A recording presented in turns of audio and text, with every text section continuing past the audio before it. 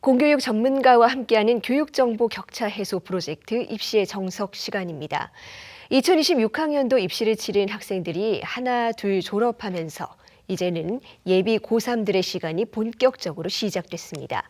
한 해 입시의 출발점이라고 할 수 있는 3월 학력평가도 이제 한 달 앞으로 다가왔는데요. 먼저 영상 보고 오겠습니다.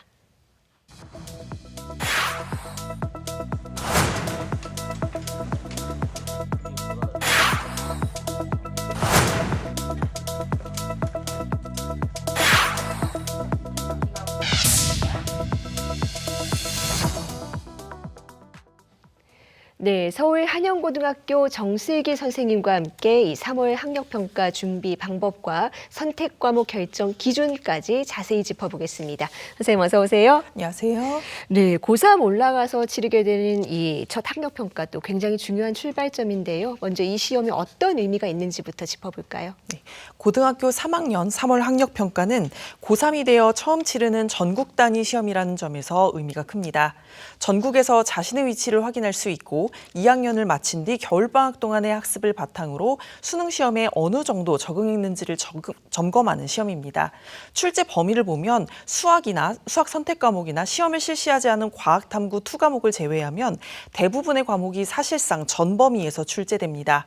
수능과 유사한 범위에서 치르는 첫 시험인 만큼 누적된 학습 상황과 기본기를 종합적으로 확인하는 성격이 강합니다. 다만 재학생만 응시하는 시험이기 때문에 이를 바탕으로 수능 성적이나 목표 대학을 섣불리 단정하기에는 한계가 있습니다. 따라서 결과에 일희일비하기보다는 영역별 강점과 약점, 문제풀이 순서와 속도, 선택 과목 적응 정도를 점검하는 그런 자료로 활용하는 것이 바람직합니다. 특히 학력평가 성적표에는 영역별 분석 자료, 보충학습이 필요한 문항 정보, 정오표 등 학습 보완점을 파악할 수 있는 정보가 많이 담겨 있기 때문에 이후 학습 계획 수립에 적극 활용하면 좋겠습니다. 네, 고3 수험생들 입장에서는 무엇보다 이 선택 과목을 뭘 고를까가 굉장히 고민거리 아니겠습니까? 이 선택이 수능까지 이어지게 될 가능성이 큰데 어떤 기준으로 고르는 게 좋겠습니까? 네, 이미 선택 과목을 정해두고 준비하고 있는 학생도 있고 아직 조정을 고민하는 학생들도 있을 텐데요. 학생들이 많이 선택하는 과목인지보다는 본인의 학습 경험과 부담 수준을 바탕으로 선택하는 것이 중요합니다. 예를 들어 어떤 과목에 흥미를 느끼며 공부해왔는지, 수식이나 그래프 해석이 비교적 수월한 편인지, 또 개념 학습부터 문제풀이까지 전 과정을 수능까지 안정적으로 이어갈 수 있는지 등을 고려할 수 있습니다. 또 학교에서 배웠거나 앞으로 배울 과목과의 연계성도 중요합니다.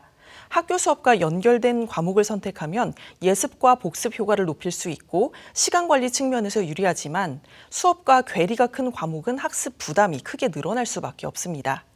마지막으로 지원 희망 대학과 모집 단위의 전형 기준도 반드시 확인해야 합니다. 선택 과목 지정이 계속 폐지되는 추세이긴 하지만 여전히 과목에 따라 지원 가능 여부가 달라지는 경우가 있기 때문입니다. 네, 말씀해 주신 것처럼 이 선택 과목 지정이 계속 폐지 추세이기 때문에 또 생기는 또 특별한 현상, 자연계열 학생들이 사회탐구 과목을 선택하는 이른바 사탐런이라든지 확통런 같은 현상이 또 화두가 되고는 하는데 올해 입시에서는 어떻게 전망하십니까? 네, 자연계열 학생들이 사회탐구와 확률과 통계를 선택하는 흐름은 대학들이 수능 응시 과목 지정을 완화하거나 폐지하면서 이미 이전 입시부터 이어져 오고 있었던 현상이었습니다. 그 배경에는 미적분과 과학탐구 과목이 갖는 학습 부담이 있습니다.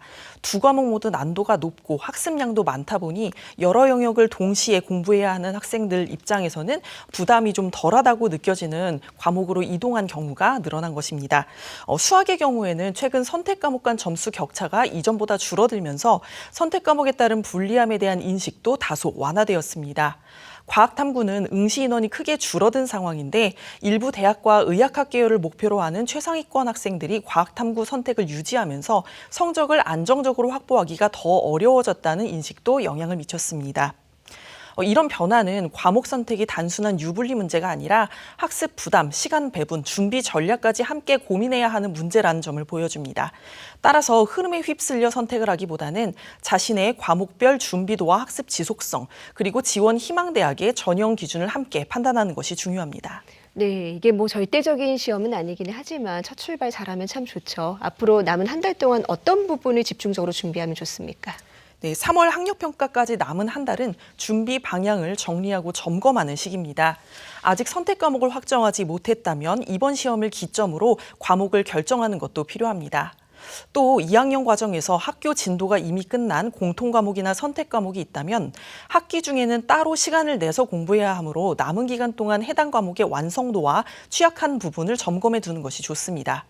학습 내용 측면에서는 이 시기에 문제풀이만 치중하기보다는 부족한 과목이나 단원에 대한 개념을 먼저 정리하는 것이 중요합니다. 기본 개념이 갖춰져야 이후에 수능형 문제풀이 연습과 시간관리 연습도 효과를 볼 수 있겠죠. 마지막으로 겨울방학 초에 세웠던 학습 계획 그리고 루틴을 점검하고 흐트러진 부분이 있다면 지금 시기에 조정해보는 것도 중요한 준비라고 할 수 있습니다. 네, 같은 날에 1학년과 2학년 학생들도 학력평가를 치르게 됩니다. 특히 2학년 같은 경우에는 내년부터 입시가 좀 많이 바뀌기 때문에 좀 방향을 가늠해 볼 수 있지 않겠느냐 이런 전망도 있더라고요. 어떻게 보십니까?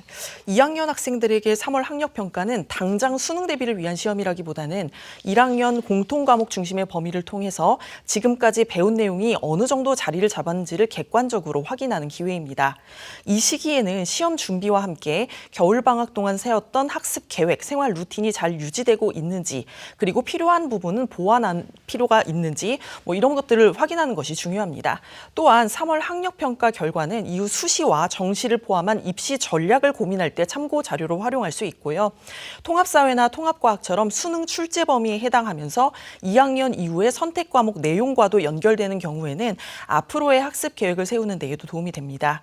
결국 2학년 학생들에게도 3월 학력평가는 성적 그 자체만큼이나 어떻게 활용하느냐가 더 중요한 시험이라고 볼 수 있습니다. 네, 1학년 학생들이 이제 막 고등학교 입학한 시점에서 이 시험을 치르게 되거든요. 어떤 걸 대비해야 되고 또 결과는 어떻게 활용하면 좋습니까? 네, 고1 학생들한테는 3월 학력평가가 고등학교에서 치르게 되는 수능형 시험을 처음 경험해보는 자리라고 할 수 있습니다. 시험 범위는 중학교 과정이 대부분이지만 문제 구성이나 사고 방식 그리고 긴 시험 시간 자체가 고1 학생들에게는 낯설고 부담스럽게 느껴질 텐데요. 따라서 결과에 너무 큰 의미를 두기보다는 장시간 시험에서의 집중력이나 시간 관리 방식 그리고 문제를 읽고 접근하는 자신의 습관을 점검해보는 계기로 삼는 것이 중요합니다. 이번 시험을 통해 수능 형식에 대한 기본적인 감각을 익히고 1학년 과정에서 배울 내용을 중심으로 일정 시간을 수능 대비 학습에 앞으로 꾸준히 투자해야겠다는 인식을 갖는다면 그 자체로도 충분히 의미 있는 시험이 될 것입니다. 네, 당장의 결과보다는 이 3월 학평을 바탕으로 한 발짝 더 나아갈 수 있도록 준비하는 태도가 필요하겠습니다. 선생님, 오늘 말씀 잘 들었습니다. 감사합니다. 감사합니다.